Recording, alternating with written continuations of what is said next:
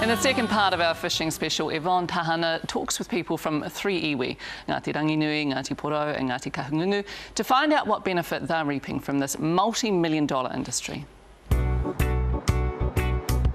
Bobby Palmer's Wharfside Fish and Chip Shop is a Tauranga Moana icon. I won't cook frozen fish. I don't muck around, we just close up and I tell my girls to go home.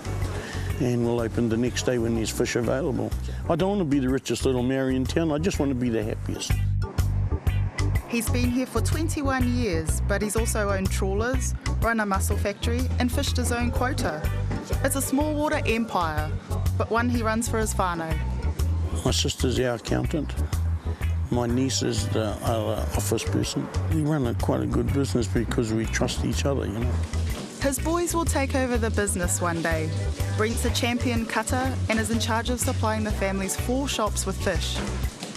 Terence is a manager. We work pretty much 7 days a week. If it wasn't for football on Saturdays, we wouldn't be here all the time. There have been schools of young people who've come through Bobby Palmer's to work, many of them Haututu kids who just needed a chance. All 3 Palmer men wonder if those at the top believe in providing opportunities for the community. I always thought that that's what we do for our whānau. We might have a lot of quota, but that's not the value in is getting our kids made. Instead of just concentrating on pulling in the fish and raking it, we could set up a lot more opportunities for Māori people, Māori children, Māori kids. It's a good thing to be in.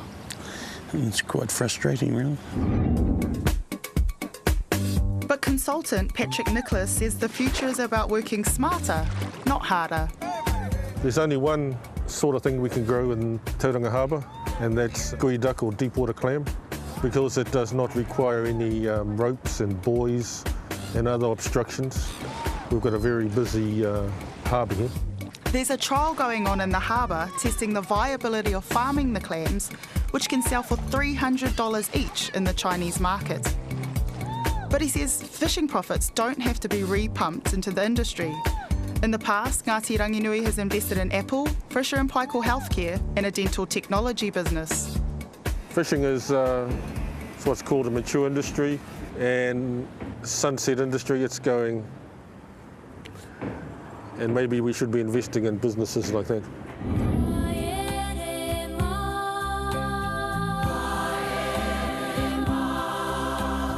In Gisborne, Ngati Porou Seafoods is bucking the trend of iwi not being active participants in the industry. Uniquely, the tribe owns and operates a fish processing factory. The workforce includes veterans who've worked for Watties and Moana Pacific in the town. But the knives are just as sharp now as they were when they started. I've been filleting for probably the last 25, 30 odd years now. Do you take pride in it? Yes, I do. Yeah, I do, yeah. Some things have changed though. I thought it was weird to see a man fillet, just put it that way.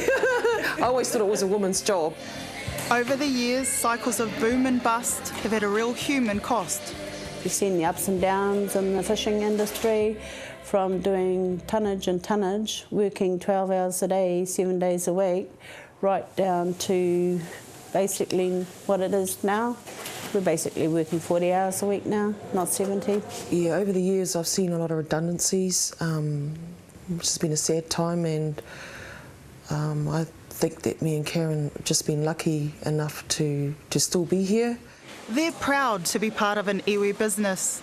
Yeah, it's not like an industry where there's big factories going and you're just a number. Here it's different, and management make you feel like that too.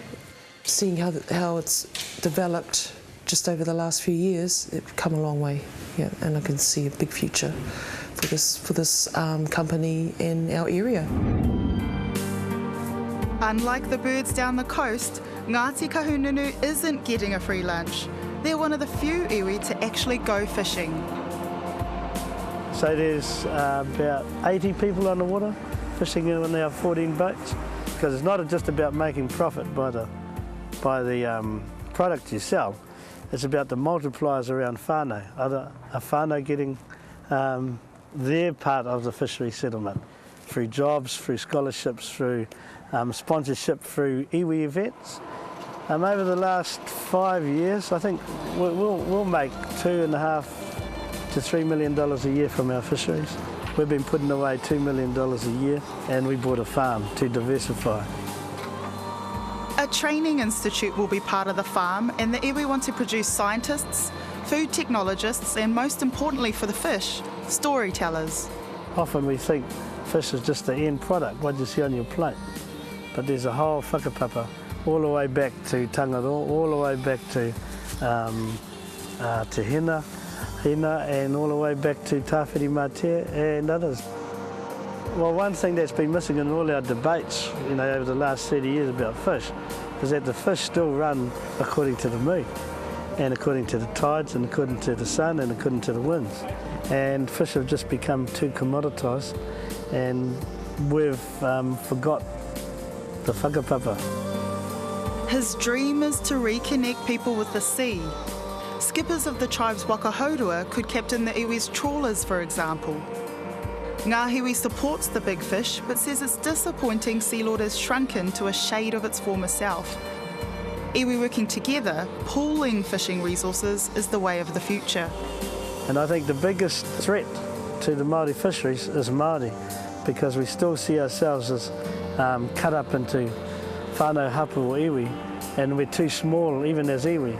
Ngati Kahungunu is the third largest, too small. With Ngati Porou just up the road and Ngai Tahu down there, too small. We need to band together.